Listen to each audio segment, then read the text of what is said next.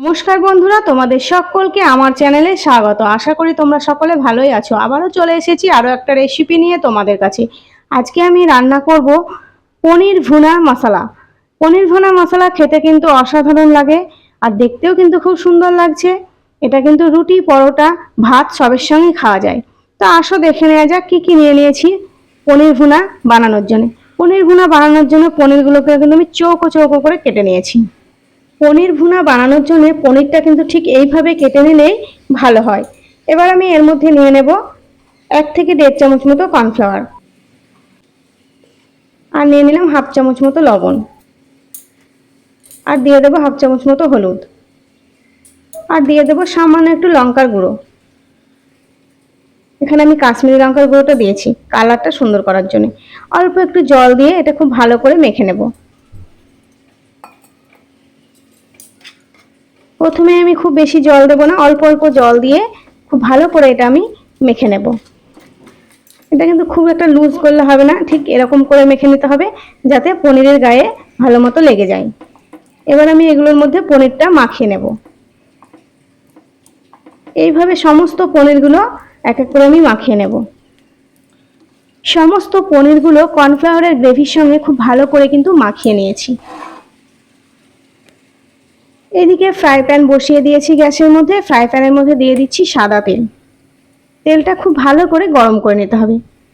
তেলটা খুব ভালো মতো গরম হয়ে গেছে। এবার আমি এর মধ্যে ক্যাপসিকাম আর পেঁয়াজ ভেজে নেব। পেঁয়াজ আর ক্যাপসিকামগুলোও কিন্তু আমি চৌকো চৌকো করে কেটে নিয়েছি। খুব বেশি লাল করে পেঁয়াজ ক্যাপসিকাম ভাজবো না, এটা কিন্তু একদম হালকা করে ভেজে নেব যাতে কোনো কাঁচা সবজির গন্ধ না থাকে। নেড়ে চেড়ে ভেজে নেওয়া হয়ে গেছে। ঠিক এইভাবেই ভেজে নিতে হবে। এবার এটা আমি তেল থেকে ছেঁকে ছেঁকে তুলে নেব। এখানে কিন্তু খুব বেশি করে আমি ভাজিও নি, অথচ কাঁচা হয়েও নেই। ঠিক এইভাবেই ভেজে নিতে হবে। এবার এইভাবে ঝারনা দিয়ে তেল ঝরিয়ে ঝরিয়ে আমি তুলে নেব। পনির ভুনা বানানোর জন্যে ক্যাপসিকাম আর পেঁয়াজ কিন্তু একটু হালকা করে ভেজে নিলেই ভালো হয়। সমস্ত ক্যাপসিকাম আর পেঁয়াজগুলো আমার তেল ঝরিয়ে তুলে নেওয়া হয়ে গেছে। এবার আমি ওই তেলেই পনিরগুলো এক এক করে ভেজে নেব। ওই তেলের মধ্যে পনিরগুলো এক এক করে দিয়ে দিচ্ছি। পনিরগুলো কিন্তু খুবই একদম ভাজার দরকার নেই, হালকা এপিট ওপিট করে ভেজে নিলেই হবে। খুব সুন্দর একটা লালচে কালার যতক্ষণ না চলে আসে ততক্ষণ এটা ভেজে নেব। এক পিঠ আমার ভাজা হয়ে গেছে, আরও এক পিঠ আমি উল্টে দেব।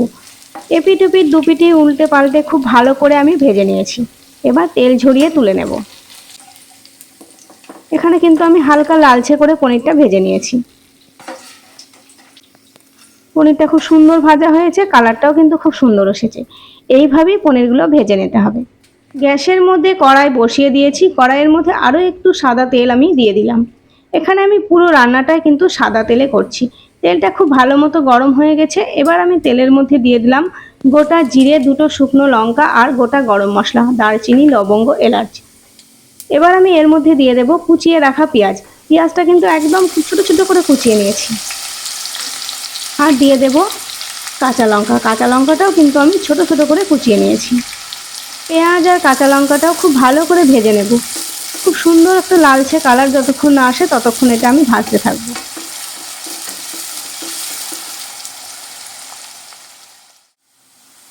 পেঁয়াজটা কিন্তু ভাজা হয়ে এসছে, সুন্দর একটা কালার চলে এসেছে। ঠিক এইভাবে পেঁয়াজটা ভেজে নিতে হবে। এবার আমি এর মধ্যে দিয়ে দেব কুচিয়ে রাখা টমেটো। এখানে টমেটোটা আমি একদম ছোট ছোট করে কুচিয়ে নিয়েছি। এখানে আমি নিয়ে নিয়েছি একটা বড় সাইজের টমেটো। টমেটোটাও এবার আমি পেঁয়াজের সঙ্গে ভেজে নেব। পনির ভুনা বানানোর জন্যে পেঁয়াজ, কাঁচা লঙ্কা, টমেটো ঠিক এইভাবে ছোট ছোট টুকরো করে কেটে নিলে কিন্তু খুব ভালো হয়, ঠিক যেভাবে আমি কেটে নিয়েছি। টমেটোটা ভাজা ভাজা হয়ে এসছে। এবার আমি এর মধ্যে দিয়ে দিলাম 1 চামচ মতো রসুন বাটা, আর দিয়ে দেবো 1 চামচ মতো আদা বাটা।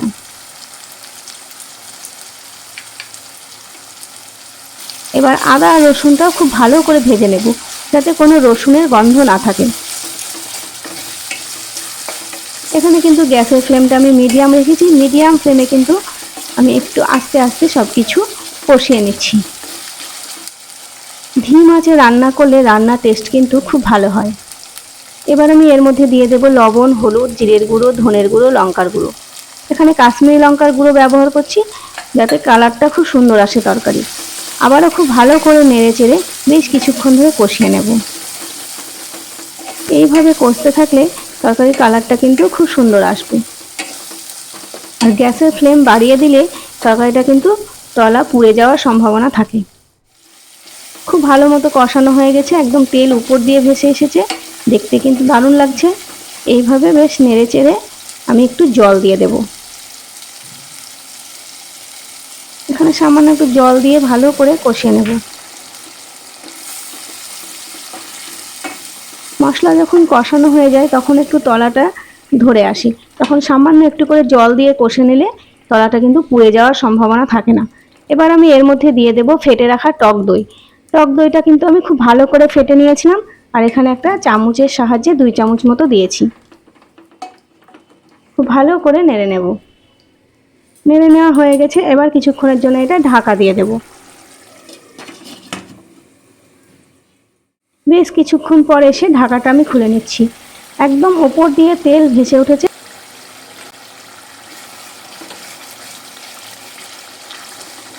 ভালো করে আমি নেড়ে দেব। নেড়ে চেড়ে দেখে নেব যাতে তলা না ধরে যায়। এবার আমি এর ওপর থেকে ছড়িয়ে দেব ধনেপাতা। ধনেপাতাটা খুব ভালো করে ছোট ছোট টুকরো করে কুচিয়ে নিয়েছি আর পরিষ্কার করে ধুয়ে নিয়েছি। এবার আমি এর মধ্যে দিয়ে দিলাম। আবারও খুব ভালো করে আমি নেড়ে নেব। পনির ভুনা মশলা তৈরি করার জন্য এইভাবে যদি মশলা কষিয়ে নেওয়া হয় তাহলে এর টেস্ট কিন্তু খুব ভালো হয়, খেতেও কিন্তু খুব ভালো লাগে। তো অবশ্যই তোমরা একবার ট্রাই করে দেখবে। পুরোপুরি মশলাটা আমার কষানো কমপ্লিট হয়ে গেছে। এবার আমি এর মধ্যে দিয়ে দেব ভেজে রাখা ক্যাপসিকাম আর পেঁয়াজ। ক্যাপসিকাম পেঁয়াজ দিয়ে দিলাম। এবার আমি দিয়ে দেব পনিরগুলো। এবার ক্যাপসিকাম পেঁয়াজ আর পনির একই সঙ্গে খুব ভালো করে মশলার সঙ্গে কষে নেব, যাতে পনিরের মধ্যে খুব ভালো মতো মশলার টেস্টটা ঢুকে যায়।